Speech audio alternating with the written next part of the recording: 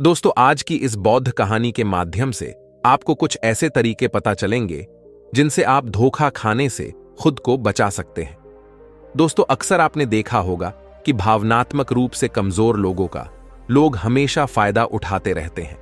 कभी ना कभी हम सब ने देखा होगा कि अपने आसपास जो भी इंसान नर्म दिल का होता है, यानी कि भावनात्मक रूप से दयावान होता है, वह बेचारा अपनी करुणावश दूसरों की सहायता तो कर देता है, लेकिन बदले में उसे हमेशा धोखा ही मिलता है। दोस्तों, अब सवाल यह उठता है कि क्या एक इंसान को भावनात्मक नहीं होना चाहिए? क्या उसे दूसरों पर भरोसा नहीं करना चाहिए? दूसरों की सहायता नहीं करनी चाहिए? क्या दयावान और संवेदनशील होना कोई गुनाह है या फिर कोई गलती है? दोस्तों, यही इस कहानी के माध्यम से जानेंगे। दोस्तों, बहुत समय पहले की बात है। एक बार एक युवा लड़का जंगल के पेड़ों पर मुक्के मार रहा था। वह बड़े जोर जोर से मुक्के मार रहा था। वह अपने मन का गुस्सा निकालने की कोशिश कर रहा था। शायद उसको किसी ने धोखा दिया था या फिर उसके साथ बहुत बुरा हुआ था, जिससे वह बहुत ज्यादा परेशान था। उसे कहीं भी शांति नहीं मिल रही थी। वह लगातार उस पेड़ पर मुक्का मार रहा था, जिससे उसकी उंगलियां लहूलुहान हो चुकी थीं। उसी जंगल में एक शीतल पानी का झरना था। वहां पर एक बौद्ध भिक्षु रोज संध्या काल के समय स्नान करने आया करते थे। यह उनका रोज का नियम था। आज जब वह बौद्ध भिक्षु इस रास्ते से स्नान करने के लिए उस जंगल में आए, तो उसने उस लड़के की हालत देखी। वह जोर जोर से चीख रहा था, रो रहा था और लगातार मुक्के मारे जा रहा था। उस लड़के के आसपास कोई मौजूद नहीं था। इससे उस भिक्षु को उस युवक की चिंता होने लगी। बौद्ध भिक्षु ने सोचा कि कहीं मैं इसे ऐसे ही छोड़ दूं और कहीं ये आत्महत्या कर ले, तो ऐसे विचार आने के बाद भी वह कुछ नहीं बोले और लगातार उस युवक की तरफ देखे जा रहे थे। भिक्षु एकदम चुपचाप खड़े हुए थे। उसने युवक से कुछ नहीं बोला, कुछ नहीं कहा। बस वह उसको लगातार देखता रहा। कुछ देर तक तो उस युवक ने उस भिक्षु को नजरअंदाज किया, लेकिन कुछ देर बाद उसे अजीब सा लगने लगा। तब उसने सोचा कि ना तो यह मुझे रोक रहे हैं और ना ही कुछ कह रहे हैं, ये तो बस मुझे देखे जा रहे हैं। इसका क्या मतलब है? बड़ा अजीब आदमी है। ऐसे ही विचार उस लड़के के मन में उठने लगे थे। जब कुछ देर बाद भी वह भिक्षु कुछ नहीं बोले, तो लड़के ने अचानक से उससे पूछा, मान्यवर, आप अपने रास्ते क्यों नहीं चले जाते? आपको क्या मतलब? आप खड़े हुए मुझे देख क्यों रहे हैं? फिर भिक्षु ने बड़े शांत स्वर में कहा, बेटा, मैं तुम्हें रोक नहीं रहा हूं, तुमसे कुछ कह नहीं रहा हूं, तो मुझसे तुम्हें क्या परेशानी है? मेरे ही तरह ये पेड़ पौधे, ये पक्षी, ये सब तुम्हें तो देख ही रहे हैं। जब इनसे तुम्हें कोई परेशानी नहीं है, तो मुझसे क्यों परेशानी है? ये सुनकर और लड़का जोर से चीख कर बोला, मुझे सबसे परेशानी है, मैं सबसे नफरत करता हूं। यहां पर सब धोखेबाज गद्दार होते हैं, कोई किसी का नहीं होता इस दुनिया में। और इस तरह बोलते बोलते वह फूट फूट कर रोने लगा और रोए जा रहा था। और बौद्ध भिक्षु उसे देखे जा रहे थे। वो उसे चुप करने की कोशिश भी नहीं कर रहे थे। ये बात तो उस लड़के को और ज्यादा अजीब लगी। अब रोना छोड़कर उस लड़के ने चुप होकर उस भिक्षु से कहा, बड़े अजीब आदमी है आप। आपके सामने कोई इंसान दुखी है, परेशान है, और आप उसे चुप भी नहीं कर सकते हो। आपके मन में बिल्कुल भी संवेदना नहीं है। बड़े अजीब और कठोर हृदय वाले साधु है। अपने आप को अपने साधु होने पर लाजमी होना चाहिए। और ऐसे ही ना जाने क्या क्या जली कटी बातें वो युवक उस भिक्षु को सुनाने लगा। कुछ देर बाद जब युवक का सारा गुस्सा निकल चुका था, तब भिक्षु ने बड़े ही शांत स्वर में कहा कि आज मैं तुम्हें कंधा दे सकता हूं, तुम्हारे आंसू पोंछ सकता हूं, लेकिन इससे तुम्हारी समस्या का समाधान नहीं होगा। कुछ देर के लिए तुम्हारा मन बहल जाएगा, बस उसके बाद वही जिंदगी, वही लोग जो तुम्हें आज कंधा देने के लिए भी तुम्हारे पास नहीं है।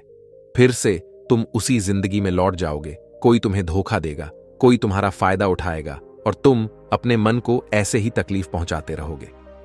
तो आंसू पोंछने की बजाय तुम्हें मुझसे कुछ ज्ञान की बातें लेनी चाहिए, जिससे तुम्हें जीवन में कोई भी धोखा ना दे सके, तुम्हारी अच्छाई का कोई भी फायदा ना उठा सके।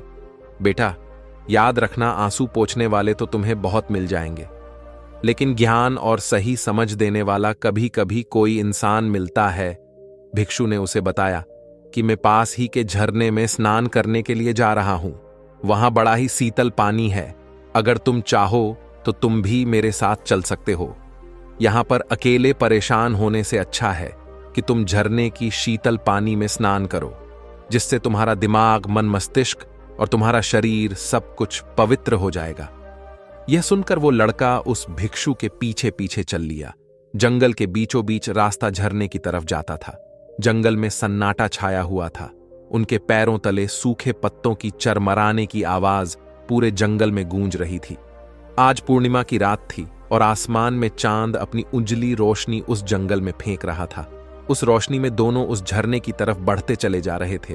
रास्ते में चलते चलते उस युवक ने उस भिक्षु से कहा, मान्यवर, आपकी जिंदगी मस्त है, आपको किसी चीज की कोई परेशानी नहीं है। क्या आपको पता है कि दुनिया में कैसे कैसे लोग बसते हैं? कितने धोखेबाज, कितने मक्कार, और सबसे बड़ी बात, अपने लोग ही धोखा देते हैं। जिनसे हम प्रेम करते हैं, जिनको हम अपना मानते हैं, जब उन्हीं से धोखा मिलता है तो कैसा महसूस होता है। कभी कभी तो ऐसे लगता है कि भोले और दयालु लोगों के लिए यह दुनिया नहीं बनी है। यह सिर्फ धोखेबाजों के लिए है, मक्कारों के लिए है। वही यहां पर फलते फूलते हैं, वही आनंद से जीते हैं। और हमारे जैसे लोग जो दूसरों की सहायता करते हैं, दूसरों को अपना मानते हैं, वह हमेशा जीवन भर दुख में रहते हैं। यही जीवन की सत्यता है और यही संसार है जिसमें हमें रोज घुट घुट कर मरना पड़ता है। आपने सही किया, ऐसी जिंदगी को त्याग दिया, पीछे छोड़ दिया। अब बस अपने में मस्त, किसी से कोई परेशानी नहीं है, किसी की कोई चिंता नहीं है। मैं भी सोचता हूं कि मैं भी संन्यास ले लूं, छोड़ दूं इस दुनिया को। यह सुनकर उस भिक्षु ने कहा, बेटा, तुम्हें क्या लगता है सन्यासी जीवन बहुत आसान होता है? भिक्षु ने बड़े शांत स्वर में कहा कि तुम्हें तो 2 वक्त की रोटी तो शांति से मिल जाती है, हमें तो कभी कभी वह भी नसीब नहीं होती। अगर मिल जाती है तो हम खा लेते हैं, वरना हमें तो भूखा ही सोना पड़ता है। यही सन्यासी जीवन है। हमें हमेशा नीचे सोना पड़ता है, सिर्फ एक लंगोट में रहना पड़ता है, चाहे कैसा भी मौसम क्यों ना हो। बेटा, यह सब तुम्हें आसान लगता है तो तुम भी सन्यासी बन जाओ। फिर युवक ने कहा कि आप कहते तो ठीक ही है, संघर्ष तो दोनों तरफ है, सांसारिक जीवन में भी और सन्यासी जीवन में भी। वैसे सांसारिक जीवन भी अच्छा है, लेकिन तब तक जब तक घर परिवार में सुख शांति बनी रहे, धोखा ना मिले, हमारे लोग हमारा फायदा ना उठाए, हमसे झूठ ना बोले, हमें धोखा ना दे, तब तो जीवन जीने का आनंद होता है, वरना तो जीवन नर्क हो जाता है। फिर भिक्षु ने कहा, देखो, सन्यास अपने मन से लिया जाता है। जब हमारा मन कहता है कि हमें सन्यास के मार्ग पर सफलता हासिल करनी है, आगे बढ़ना है, तो ही सन्यासी जीवन सफल हो पाता है। लेकिन तुम अपने घर से परेशान होकर, दूसरे लोगों से परेशान होकर सन्यासी बनना चाहते हो, तो तुम्हारा सन्यासी जीवन भी कभी सफल नहीं होगा। इससे अच्छा तो तुम सांसारिक जीवन में अगर कुछ तरीके, कुछ नियम अपनाओ, तो दूसरे लोग तुम्हें धोखा नहीं दे पाएंगे। सबसे पहले तो यह समझो कि धोखा उन्हें ही मिलता है जो भावनात्मक रूप से कमजोर होते हैं, जिनका दिल जल्दी पिघल जाता है, जो दूसरों को दुख में नहीं देख पाते। ऐसे लोगों के साथ धोखे होने की संभावना ज्यादा होती है, क्योंकि कोई भी आदमी अपनी परेशानी बताकर, अपने को दुख में बताकर तुम्हारा फायदा उठा सकता है। क्या पता वह झूठ बोल रहा हो या वह दुखी होने का नाटक कर रहा हो, लेकिन आपको तो सच ही लगेगा। और उसके बाद कुछ समय बाद आपको पता चलता है कि आपके साथ धोखा हो गया। उसके बाद आपका मन अंदर से टूट जाता है।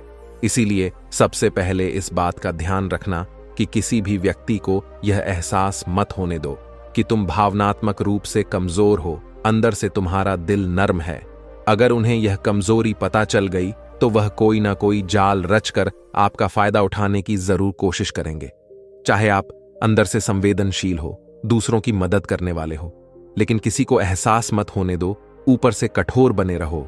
जब लोगों को लगेगा ये आदमी कठोर है, तब वो लोग जो झूठे हैं, मक्कार है, वो आपके पास आएंगे ही नहीं। वो उन्हें चुनेंगे जो उनके आसानी से शिकार होंगे। और दूसरी बात समझने की यह होती है कि हम बहुत जल्दी दूसरों पर विश्वास कर लेते हैं, और हमारा जल्दी विश्वास करने की आदत ही हमें हानि पहुंचाती है। 2 दिन तुम्हें किसी से मिले हुए नहीं होते हैं और तुम एक दूसरे के हो जाते हो, एक दूसरे पर पूरा भरोसा करने लग जाते हो, और यह भरोसा तीसरे दिन टूट भी जाता है और फिर तुम्हें धोखा मिलता है और फिर तुम परेशान होते हो। इसीलिए समय दो। किसी भी चीज को, किसी भी रिश्ते को आगे बढ़ाने के लिए समय की जरूरत होती है। समय के साथ तुम्हें सामने वाले इंसान की अच्छाई और बुराई पता चलती है। तब तुम्हें पूर्ण रूप से पता चलता है कि इंसान वास्तव में कैसा है, अच्छा है या बुरा है, और वह कुछ समय देने के बाद ही होता है। इसीलिए जल्दी किसी पर विश्वास मत करो। अपनी पूरी संतुष्टि करना।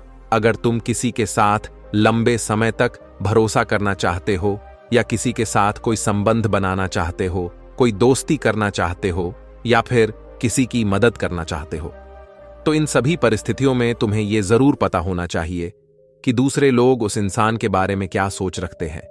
इसके बाद तुम जीवन में कभी भी धोखा नहीं खाओगे और तुम्हें कभी भी धोखे की वजह से पछताना नहीं पड़ेगा। इसी तरह की बातें करते हुए भिक्षु और वो लड़का दोनों जंगल से बाहर आ गए और अपने अपने घर को चले गए।